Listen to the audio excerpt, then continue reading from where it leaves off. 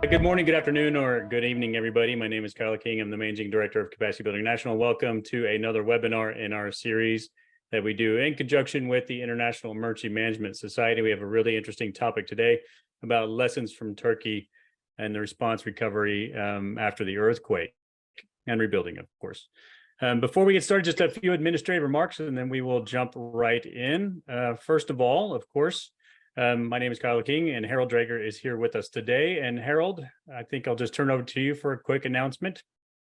Yeah, I like to tell that we are doing well with preparation of the annual conference this year, which also will be in hybrid mode.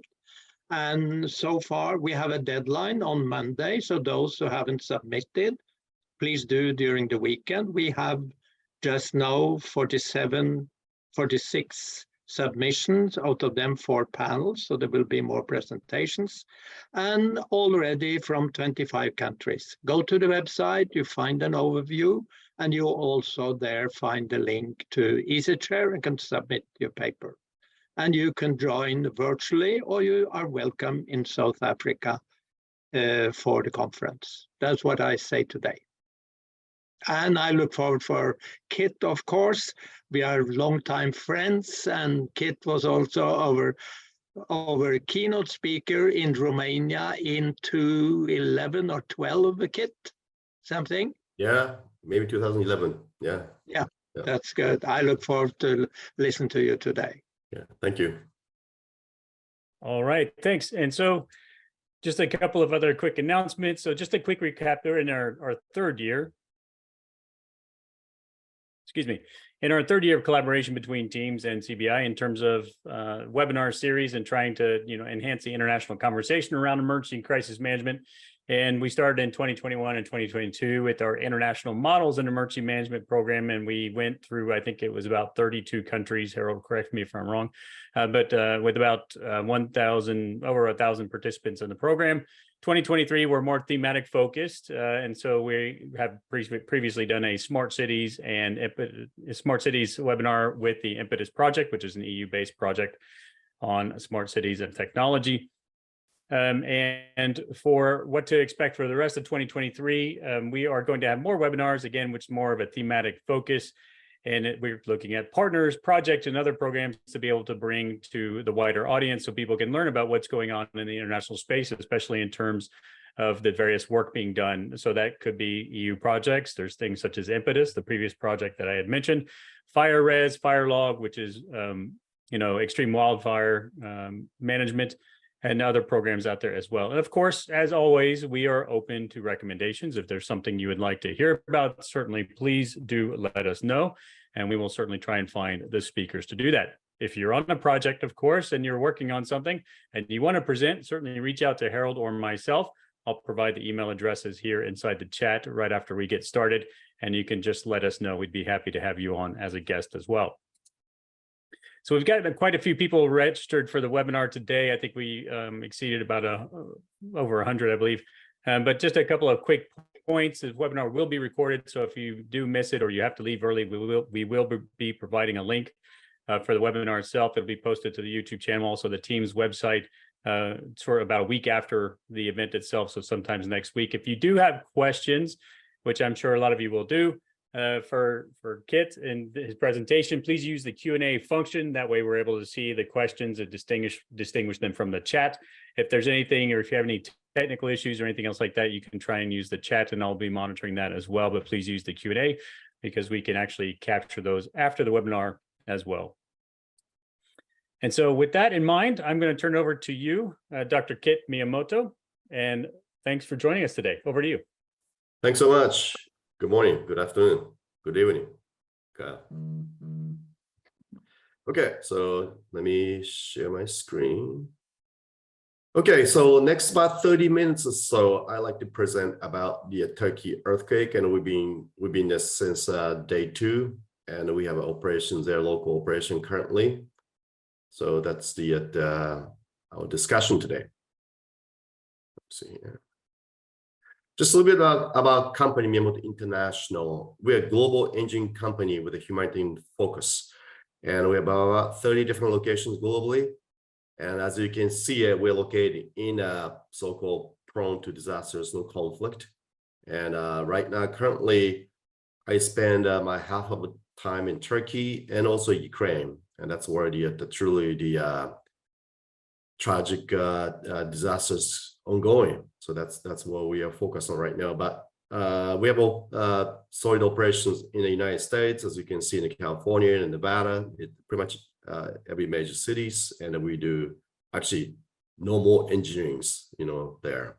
So that's kind of company we are. Last 40, 50 years we've been around. We not only visited the earthquakes, but also the been a part of a recovery process for about last 15 years now.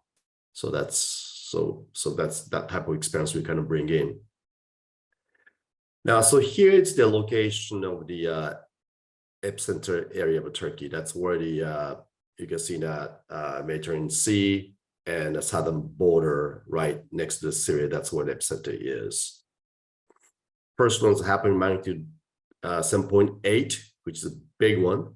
It's about 4 a.m. in the morning, and a few hours after 7.5, back to back. So it's affected a large area. You're talking about the distance of probably about 400, 500 kilometers long and 100 to 200 kilometers wide, and a very mountainous area. So this is in any means, this is a huge disaster. I mean, affecting the almost 20% of a country. There is beautiful, any other earthquake places we visit, it's just the huge mountains and snowy countries up in the high area. It's just unbelievable places. But it's also same time very difficult to get to certain areas, you can see, and it's widely spread the whole area. And this is truly one of the worst disasters I haven't seen probably since 2008 Sichuan earthquake. Just some parts of a country or affected area is just distracted, just beyond imagination, actually. So what happened here? It's affected almost 40 million people in the area, affected 1.7 million building structures. They're most of the case, 95% of the time, they're mid-rise apartment buildings, reinforced concrete. They usually you see from a 3-story to 10, 12-story, and even small villages, it's high density like that. So it's a larger construction. That's what you see out there. And many newer stocks too. It seems it's happened a lot of growth happening last about 10 years or so, 20 years. So there's a lot of new construction, but also we saw a lot of older construction too. Initially collapsed 35,000 buildings like this, about 2% of it. And about 200,000 buildings are heavily damaged or about collapsing. And about 500,000 more is a light and moderate damage. So if you see the total context of this whole affected area, this is something we see quite often, 1 to 2% collapse ratio, and about 10 to 20% of what we call red tag is badly damaged, pretty dangerous to enter. And about 20 to usually 40% range is a kind of yellow tag you see out here. And about 50% to 60% is what we call green tag, which means that there's nothing happened. So it's huge disaster affecting a big area. That's why the collapse ratio, so for collapse quantity is high, 35,000 collapse, but 2% or 1% is something you will experience in different places. Even places like I said, California, we do have a lot of older building stocks, and which does affect, we have a similar type of issues out there. Killed almost 51,000 people and injured 100,000 people more. And the biggest part of it here is 4.1 million people are displaced. So you're talking about 30% of the affected area, people displaced. And this is close to the Syrian border. So as you can imagine, there's refugees. Yes, true. It's about 10 to 20% of the population in this area, depends on cities, but there are recent refugees from Syria, actually. And estimated about $100 billion of direct damage. So on top of that, obviously job loss and many business losses, all that on top of the so-called indirect loss on top of it, which usually at 3 to 4 times more than the actual direct loss. So you're talking about just huge impact to this country. It's almost affecting the 10% of a GDP. It's a big deal. It's magnitude 7.8, 7.5 back to back. Just think this is 7.8.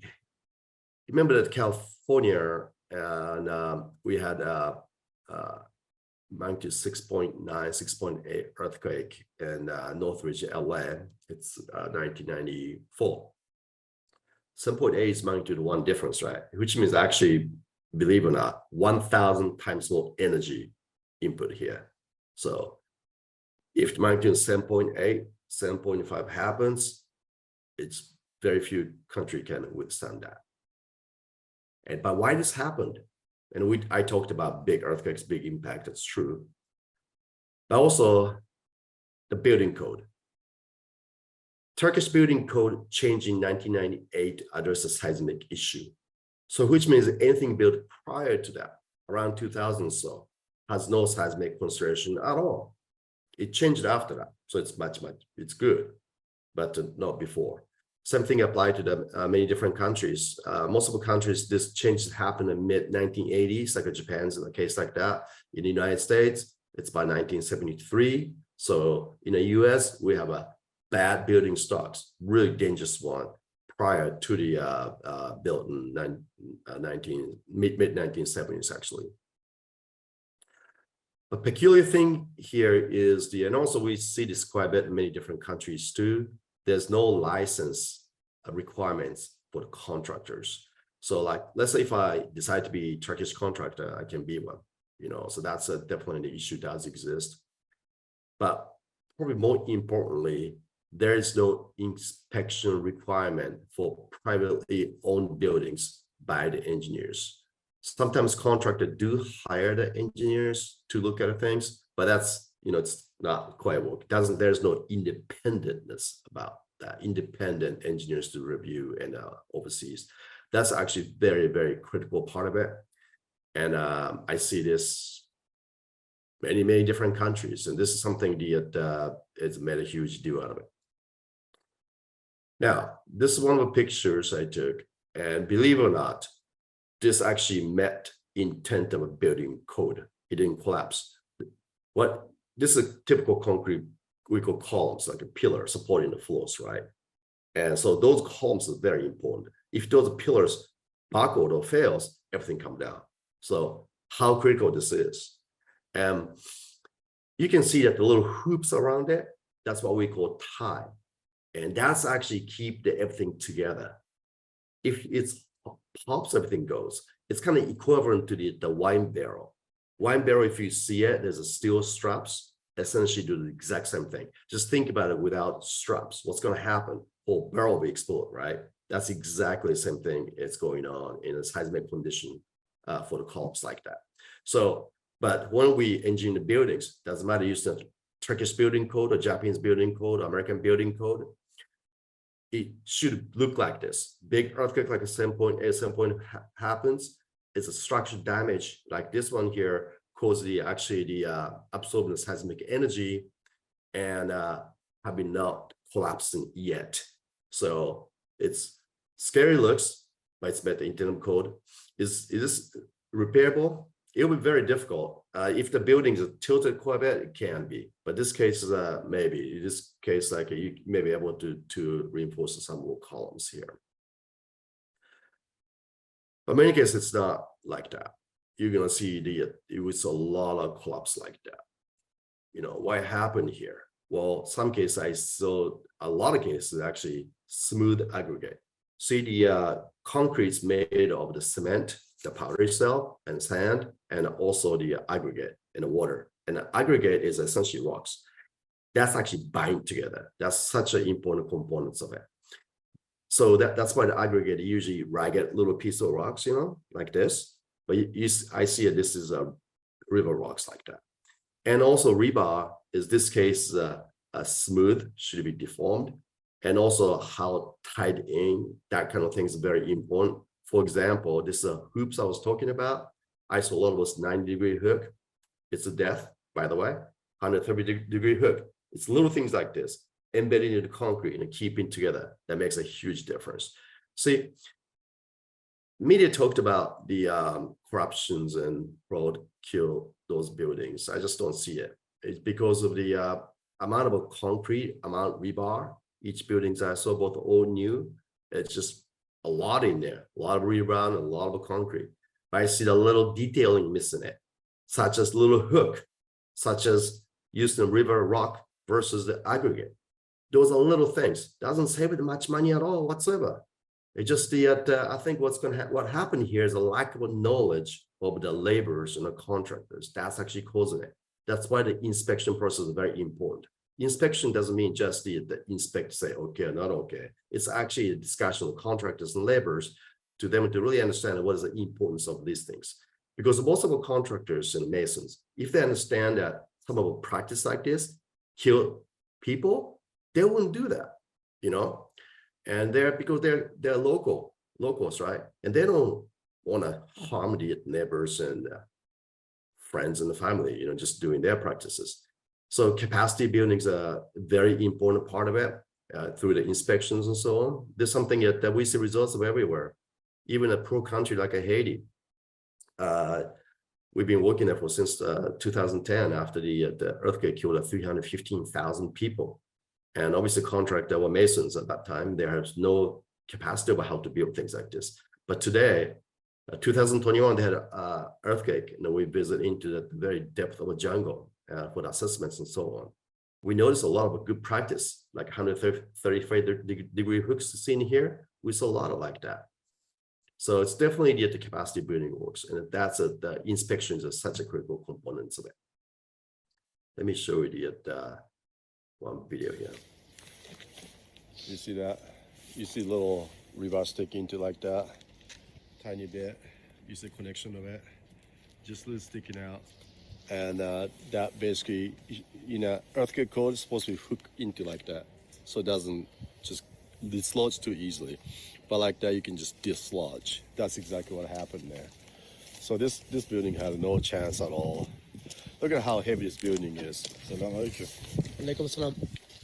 Concrete structure, really heavy. This is this may be after 2000 though. The reason is I know this is because of the rebar is a deformed bar, which means not smooth, like a lot of rips in it. That started happening after 2000, so this is actually supposed to be perked for the building. But obviously, some minor details didn't follow. You see, just such a little things, you know. Little thing as like you straight in or hooked in, you know, that's it. That's the only difference, life or death. This makes a huge difference. It doesn't cost anything really if you think about it, you know. But why did it take humanity so long to figure this out? I think because of the knowledge. Because I think a contractor working here probably didn't have, well, I know it's not probably, I know the fact they didn't get no inspection by the structural engineers. Structural engineer did not ask to be here, and they're not required to be here, so they don't be here. So therefore, that they do things like this. If the structural engineer here, he would say, hey, wait a minute, bend the bar a little bit, you know? And they would, because it doesn't cost anything for them, you know? And then this building might have survived the earthquake. Well, yeah, for sure. I mean, you can see evidence of it, you know? If the people, that's why this place is very interesting. Either no damage at all or complete collapse. You don't see somewhat between there. Because usually a case like this, you see the somewhat between. You see the good building, cracked building, a lot of cracked building, collapse. But this case is a good, no damage, or complete collapse. So when the complete collapse, just it's obviously just shows that nothing was right. So the X? X usually indicates they discovered a body or people buried. And usually that's the mark for the urban system rescue. They usually mark something like that. Or sometimes you discover dead person, and you sometimes mark like that. I don't know what this means actually, but that's something about related to the person. You know, that's sad, isn't it? I mean, saddest part is really that this can be completely changed. Oh, I don't smoke. Teşekkürler. Teşekkürler. Çok iyi. Özbek. Where are you from? Are you from Uzbekistan? Japan. Yes.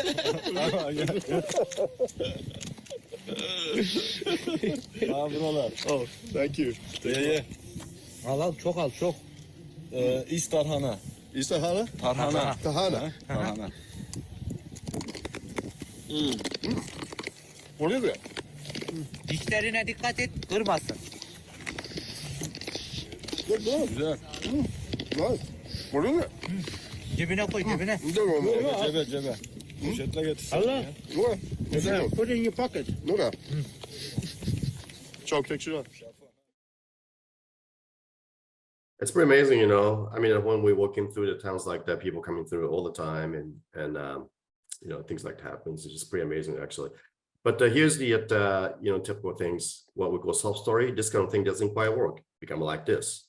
You know, we see a lot of it. Pancake. This used to be at the 3-story building, become 2 because of the downstairs has the brittle concrete structure and car parks or commercial. So that's why it collapsed just like this.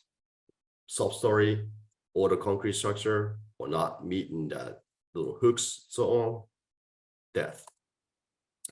But doesn't mean that all the buildings went bad. Remember, the 50 to 60% of building stocks, or 60% of building stocks are completely undamaged, you know. And this is a great examples of it. Hospital. Now, there's about a dozen hospitals in this area, and it has what we call base isolation. What the base isolation is, essentially the building sits on the ground, right? And ground shakes, building shakes with it. But base isolation is isolate the building itself by the roller. So when the ground shakes, building base gets stable. That's a system look like that. This one of the video is taken.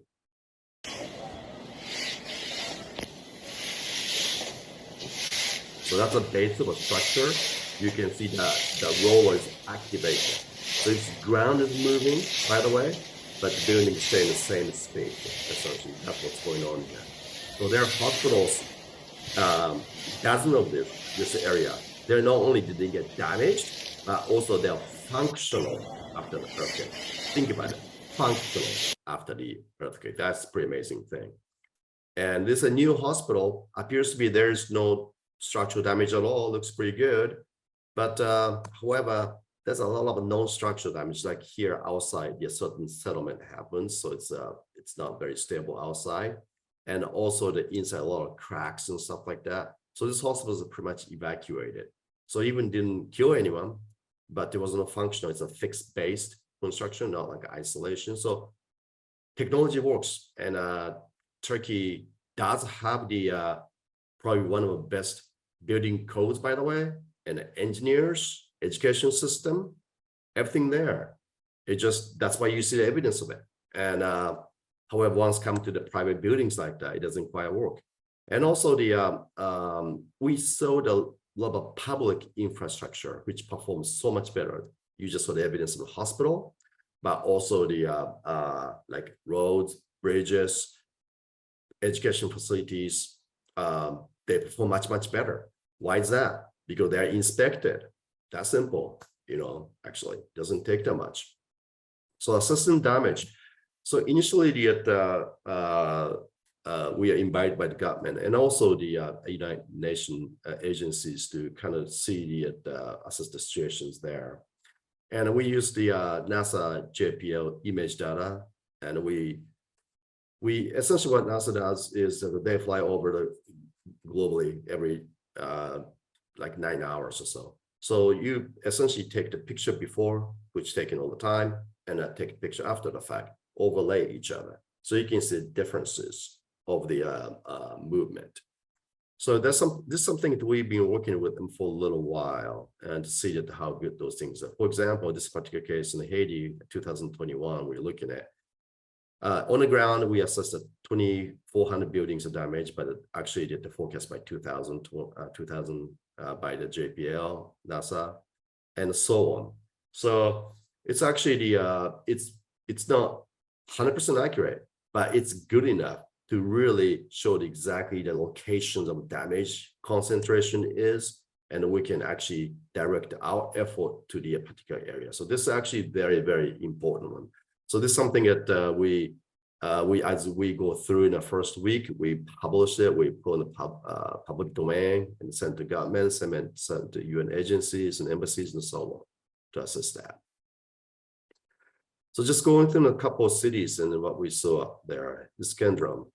Iskendrum is almost closer to the Cyprus, closer to the Mediterranean Sea down there on the south. That's a destruction is pretty heavy because it's along by the ocean, a very soft soil, and a big river coming through. Almost a 40% of the buildings are damaged, heavily damaged actually. So that's what's going on. So you can see the red components that's closer to the bay because that's that reclaimed area, and also the close to the ocean, right? So soft soil. That's why you see concentration of damage like that. And if you come to mountainside, you can see much less damage. There's something we see this over and over again. If the building sits on the hard soil, even a bad buildings, older buildings actually perform very well. But if it sits on the soft soil, not so. Hatay is an ancient town of Antioch. Maybe some of you guys know, read history books, but it was beautiful ancient towns, but it's fairly far from a so-called epicenter, but destruction was tremendous. It's almost 40% concentrated in very small historical area by the river again. So you can see the very soft soil, and you can see things like this. You're talking about you can drive through from edge to edge, probably 30 minutes. You're going to see this essentially destruction throughout that landscape. I have never seen like that for quite a long time. This almost like equivalent to like some sort of a bomb blast in a big scale going on, just there's no chance here. But again, even in the middle of destruction, you see a new construction like this standing tall without no damage apparent at all whatsoever. And this in Hatay, right middle of it. It's new construction. So if it's done right, it's not a problem. Turkish building code is good. Smaller constructions are fine also. Gaziantep that's where our office is located currently, and Gaziantep is an ancient town. It's right at the epicenter, by the way, but damage is very limited. It's 2 to 3%. You can see the kind of northern part of it, or east part of it a little bit. You can see that some red and yellow. That's what damage is, and a lot to do with the soil characteristics here. This is a nearby. Just road, you can see that the rock exposed. There's a lot of hard rock things going on. So if the city sits on this rock sites like this, it's completely different. See, over the years going through the earthquakes, obviously having a good buildings is very important because good buildings can withstand either hard or soft soil. There's not a problem at all whatsoever. Usually evidence of an attack, right? But if you live in a bad buildings, you definitely want to be in a hard rock site. Give me one example. 2015 Nepal earthquake, Kathmandu. The epicenter was several hundred kilometers away. It's long away, but Kathmandu got affected quite a bit because that city sit on about 400 meters to 500 meters over this very deep, super soft clay soil, really soft, almost like a jello sometimes. So that's a building sits on, or the structures or city per se. So it vibrates in a long distance earthquake. So when it vibrates a long distance earthquake, you know what damages? Tall, high-rise buildings. So smaller construction made of a brick has no damage at all. But once it comes to taller buildings, it sway a lot. So it damages tremendously. So it's a lot to do with what type of the frequency coming through, what kind of soil you are, what type of building you are in. That makes a big difference, the survival mode. But if you got the good building technology, good structure system, good inspection, it can take all. So the Gaziantep, a lot of older buildings, the damage is limited like this. So response and recovery components of it. So again, I saw a lot of media criticizing the Turkish government, but slow response, or they don't know what's going on, or disorganized. I 100% completely disagree about that one. Actually, as a first, I can see this one of the very best responses I've seen in quite a long time. You're talking about the magnitude 7.8 happened in early morning in middle of a really remote area, a mountainous area, right? They did a great job. For example, almost the 10,000 members from over 100 countries, their urban search and rescue team coming through. They straight those teams in all the villages. You see at all the small towns everywhere, there's just teams exist. That's a huge logistic challenges. And also same time they deployed that heavy equipment. And when I was there in day 2, those bulldozers just everywhere. And so they essentially what they did is they asked the private sector locally to be in a part of it, to mobilize them. That's actually a really critical part of it. So all the private companies, they just got on to the work in day 1. That's the huge thing. So, it's a tragic that we lost over 50,000 people. But I do know because this efficiency of a logistics that government provided, I know the urban search and rescue teams, they saved hundreds, if it's not thousands of people out there, pretty incredible. I met one of those, this from an India team. They actually rescued 3 people from this one city they're working on. I see the people like that everywhere, man. They just do incredible job out there, by the way. And also this is a day 2 picture I took. This is they deployed 150,000 tents in essentially first 48 hours, warm tents. It's pretty sizable, family can stay. And you see the so-called organized tent cities like this, pretty much every cities out there. And they also deployed somewhere between 100,000 to 200,000 emergency personnel from the government in the first 24 hours. Who can do that? Hatay Airport. Hatay, I used the picture, 40% building damage. And this airport was no exception. It's still on the soft soil that had damage. But 4th day, they fixed, opened. It's completely open there. It's pretty amazing, actually. 4th day, in the middle of this disaster, airport was operational.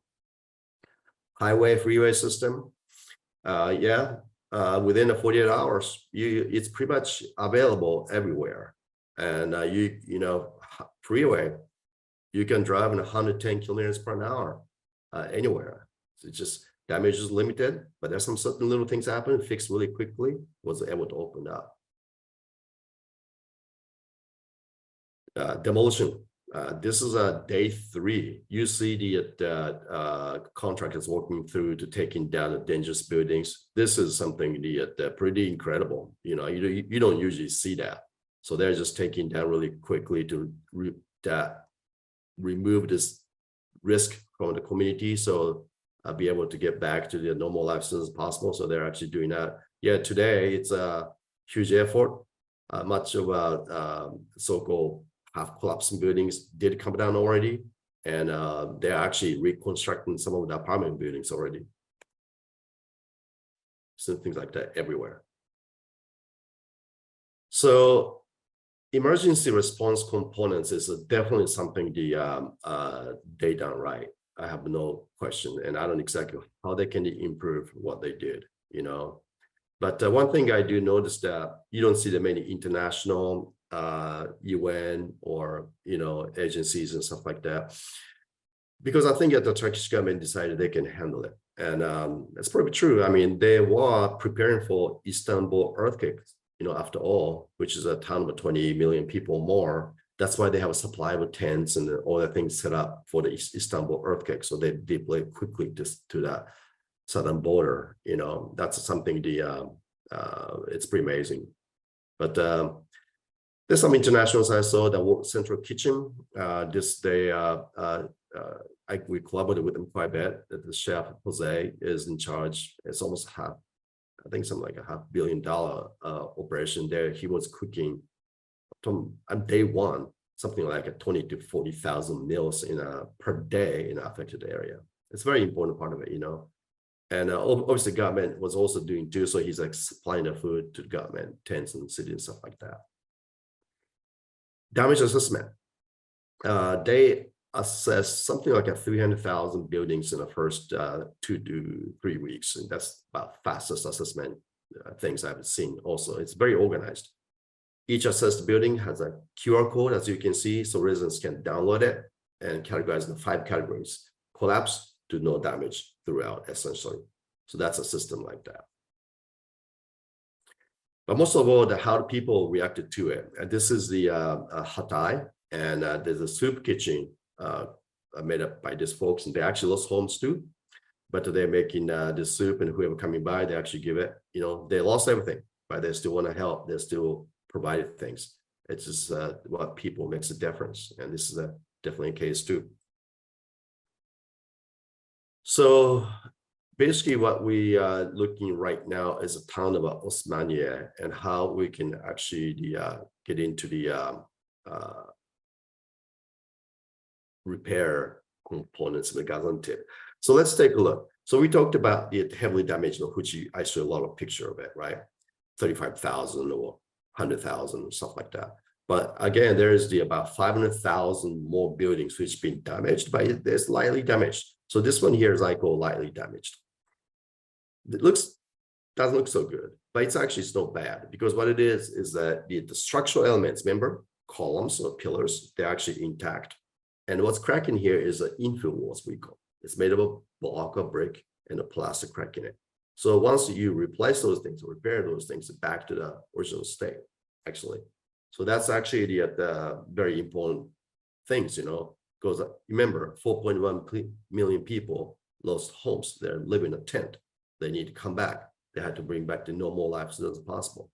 So addressing this lightly or moderate damaged structures is very critical components of that. Again, this we classify it to be lightly damaged because there's no structural damage at all.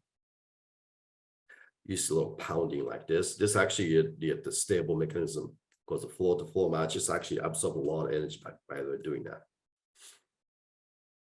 So currently funded by working with the USA and the CRS to address this 470,000 building stocks, repairable houses. We're also making an assessment of each of this and communicated with the communities and the governments. So we are first working with the Gaziantep, the city of Gaziantep, to start to assist them to look into those lightly damaged constructions. So actually, assessment is a pretty innovative. We use the ArcGIS Survey 123 app to we made up this so-called app system, which that one can assess. We're just measuring the repair. I mean, measuring the cracks. Automatically figured out what repair methods has to be done, what type of material need to be done. So give you bill of quantity, essentially the estimation by end of the survey, which usually takes about 2 hours per building. And university and the government already have this rapid structural vulnerability assessment tool to basically see that, okay, sure, it did survive an earthquake, but what this means, what was the potential vulnerabilities to exist. So that particular assessment is part of this Survey 123 app system. And thirdly, we looked at green tag of undamaged buildings, because QR code is obviously QR code is great, but sometimes hard to see if that thing what's going on. So having a more visual communication tool, some stickers with green tag, so people can understand it's undamaged. So this is the first program that affected 165,000 people. So this is a Turkish person I met on the field, and he was in the video, right? It's something else, you know. He was so he right after the video we took, and he asked me to go up to his apartment. He's living the 4th level of this 5-story building, and he want to know what we think about these things. And I saw a lot of cracks there, but their cracks is a non-structural damage. So we talked about how can be repaired and how fast can be done. And he was very happy, obviously, because he understands lightly damaged buildings. So what he did, he gave me his childhood scarf. He said he owned since 6 years old. I said, no, thank you, but no, can't take this. But on top of it, he said he gave me this medal. He was a Turkish special force, and he had this gold medal, and he insisted to give it to me. And I said, there's no way I can take the medal from you. That's like a really important, I just look at the cracks. But he insisted, and my Turkish partner basically said, you better take it, otherwise, he's not going to leave you. So I took that. It's just pretty amazing, just incredible. And he just have this Ukrainian flag in a flying hat. It's just amazing people, This is such a huge disruption happened to this country, and it's incredibly challenging ahead, no question. But I do believe that if any country, any people can come back strong, faster, and actually stronger and safer, this will be Turkish people. I have no question in my mind. That's about it. Thank you very much. All right, thank you. It's very interesting. So just one question I would have is, when you talked a lot about obviously the aspects of sort of the regulatory functions, right? And so in a conference I was recently in, we talked about sort of how to create systemic change through a nation, and one of you have to have some factors, in my opinion, that will contribute to that type of change. That has to be, I think, political ownership. You have to have a legal sort of responsibility, so legislation in place. You have to have a regulatory authority, which is sort of what you're talking about. But then you also have to have, of course, resources allocated and human capital development to be able to really execute something that's sort of like a national strategy down to say a community level. And so I'm very curious to hear your thoughts about how Turkey is, or if I'm sure these discussions are happening, but how have you heard about their approach post-earthquake? How are they going to implement these changes? And so is there an opportunity to move society forward, I guess? Oh, yeah, most definitely, Kyle. I mean, so-called policy changes or regulation changes, government can only changes if there's a public support. It doesn't matter which government you're in. If the broader public support, stuff happens, just no question, And for example, let's say Turkey too, that 1999 earthquake happened. There's a broader public support of we do something about the risk in Istanbul, right? That caused this robust response structure they built up. That caused the addressing the public infrastructure. I was a part of the ISMET program, which is addressing about $2 billion projects to address 2,000 schools and hospitals and public infrastructure in Istanbul. I mean, they was serious. They want to get things done as fast as possible because they're so worried. Public is worrying about what could happen to their kids, right? So below the public support. So that pushed the government to obviously borrow the money to do this kind of work. So yes, definitely the huge public support now. So usually a case like this, doesn't matter Japan or Turkey or Romania or other country would it be? Usually the changes happens after a major earthquake like this, major disaster like this. It's extremely unfortunate because we lost 50,000 people, right? But also this is a fortunate event to make real changes in the future, and which will be, I have no question about it in my mind. And as I said, Turkish don't have to change the building code. It's everything there. Education system probably best in the world. Got great engineers, resources there, and Turkish contractors are robust. I mean, those are people who build a world, by the way, They're the people who actually built the $8 billion international airport in like 3 years without no tax money. You're talking about this kind of nation here, okay? That's why I'm very hopeful and be optimistic about this situation. But it's going to be a hard work ahead, though, just no question about it. Yeah, definitely. And that's also, it's quite interesting when it crosses from, sort of the state to the private sector, the involvement in the private sector and things like that. But in terms of, so one of the questions we have is that, and you've already mentioned it, like there in the reports and the media and the aftermath of the earthquake, there was a lot of blaming and accusations that were going around, especially with the government response. So it's a long question. I'll just paraphrase Arif, if you don't mind. But so in the example of the Turkish army, the reports of them not being mobilized, and they have a response capability. Have you had any observations regarding things that could have been done better by the No. government at all? No. I mean, it's not like I get paid by the Turkish government here, by the way. But no, I mean, seriously.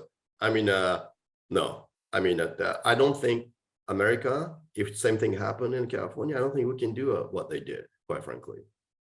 And Right. basically, president made a decree on the first day, say, okay, contractors, private sector, this is your time to pay back, step up, put your mobilize the equipment. That's his decree, and ask. And people reacted to that. It doesn't happen in the US. I don't know. And so can they make it better? Of course, anything can be better, right? I mean, in the first 2 weeks, I don't know if they can do any better, quite frankly. I think maybe at communication aspect of it. I don't know why the media pick them too so harshly. I have no idea what motivation is coming from. But because it's a tragic event, it's always like to poke the governments. Doesn't matter which government you're in. That's Yeah. that's my observation. Put it this way. That's what I say. Sure. Yeah. Thanks for that. And so with 1.7 million, we'll move on to the next question. So with 1.7 million structures affected in the 2 earthquakes and about $104 billion estimated damage, how long do you think it will take Turkey to recover? 5 years. 5 years? Yeah. Okay, that's pretty precise. Yeah, it will be. I mean, government won't do it faster, and they don't have $100 billion. That's one thing I know. But private sector is very robust there. Those are freeway system, which did not damage at all, by the way. You got the huge bridges and all kind of things going on, right? And that's done by PPP, the public-private sector partnership. Essentially, government provides the land, and private sector just invest, and they pay the government fee each year, and that becomes government property after a few years, after, I don't know, 10, 20 years, whatever. That's they do best on there. That's how they built the international airport like that. I don't know any other countries do like that, by the way. And so it's because of that kind of approach they have, because of the private sector is so robust. Because of that, I think there'll be a lot of things like that will be happening in the area there. But my concern is the recovery phase. Because it's not possible. No government cannot take down the 100,000 buildings and just reconstruct 100,000 buildings. It's not possible. It's just not. I think it's very important to look at what's repairable to repair it. Because once take the building down, it's very difficult to build back. It takes longer. And usually even a red tag, heavily damaged one, or severely damaged vehicle, or structural damage going on, it takes usually about 10% of a replacement cost. You can repair, also strengthening at the same time. Average between 5 to 15%, by the way. So it's actually very cost effective and fast. And you can do that probably in less than 6 months or so, maybe less than that, to do things like that, right?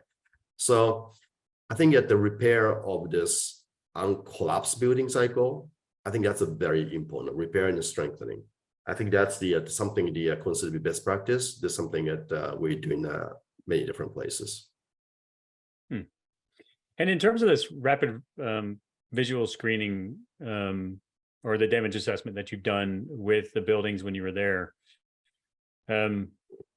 was there anything else to that? I mean, was there more to that in terms of the initial screening that you did? Was it sort of endorsed, if I understand this question, endorsed by FEMA, or also it was included non-destructive testing? Did you go beyond just the rapid assessment for damage in the buildings? Well, we didn't do that rapid assessment. Rapid assessment done by government, AFAD.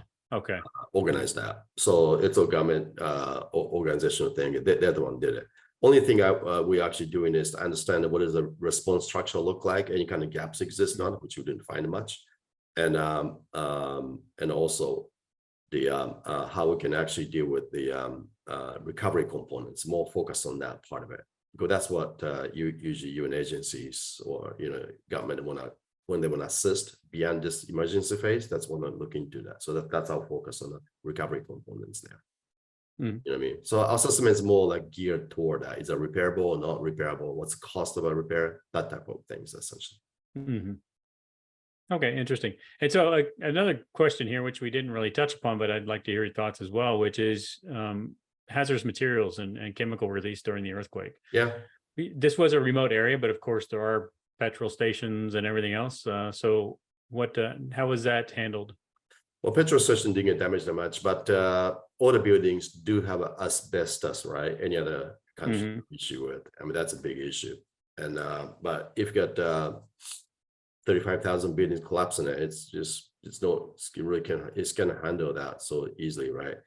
Ukraine, and also which we're very active on. I mean, Ukraine have a huge issue. They just banned the asbestos in like last September. I'm talking about September, and they have 1 year of grace period, by the way. So asbestos is still kind of legal to use, right now, and probably 99% of building stocks, all the houses has asbestos there. So issues there is much more severe than Turkey. Turkey's case of ban in like 1980s or something like that. You know what I mean? Something like that. So that's the differences, but still exist. And but Ukraine's case is, sure, if you found the asbestos in, let's say, California building, you bubble the whole building, right? You put the full hazard in, hazmat, gear to go in there and all kinds of stuff. But you can do that in a war zone. But there are some things you can do to actually reduce risk, such as having the right, mask, having the wash the hands, wash the shoes, water down the area, so that doesn't become dust, that kind of things. And we have an expert, David Hodgkin, and also the Dr. Takashi. We built the produced this emergency response components of this, potentially have the repairing on the buildings which may have contained the hazardous, asbestos components of it.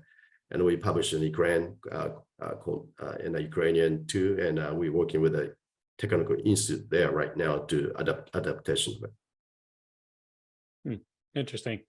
So in terms of the regulatory functioning coming back from this, so in the rebuilding phase, or let's just talk about recovery, or sort of recovering and getting back in the rebuilding phase, or going to the rebuilding phase. One question is, of course, what do they do with the people that were building buildings, or especially maybe even private sector, that were not code compliant? Because if they had all the codes and regulations in place and they were doing inspections of, say, commercial facilities, government facilities, but then there was no real code compliance in so many of these buildings that were constructed. Right.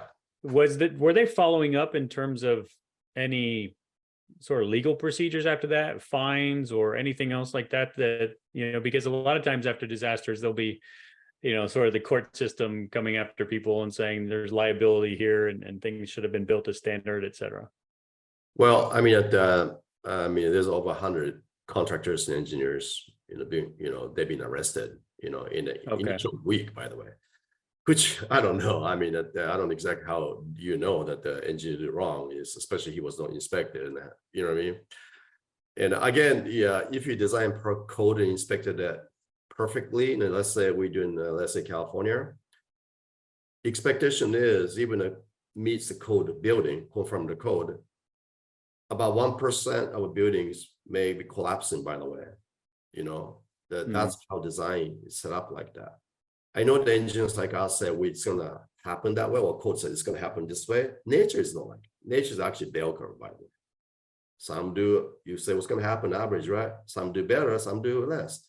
It's kind of like that. So that need to be understood. So understand that what went wrong and try to find the evidence of that, of the, 35,000 collapsed buildings and 100,000 or 200,000 heavily damaged one. I don't think it's possible to just go through anything like that, And but this is not about fraud and wrongdoing. This is about the lack of knowledge and lack of inspection. So to change over this is actually pretty simple, right? To change the two lines in a building code. All the buildings need to be inspected by an independent structural engineer. That's it. Check. That was done, and that shall be implemented. Obviously, local government have to enforce that rules. So, but that capacity exists in Turkey already. Building code exists in Turkey, so that's the only thing they need to do. So it doesn't take that much effort, But Yeah, definitely. but liability components is the very critical. For example, especially the older buildings. This is something that actually does have a liability exist. Let me give you an example. LA is one of the most progressive city to identify the so-called older non-ductile concrete structures. Remember we talked about in case of California, is anything built prior to 1975, 1973, right? So it's identified like several thousand buildings in LA. And it was, okay. And I give you 25-year timeline to do that. 25 years is a long time. And chance of it that the major earthquake happened before that is pretty damn high.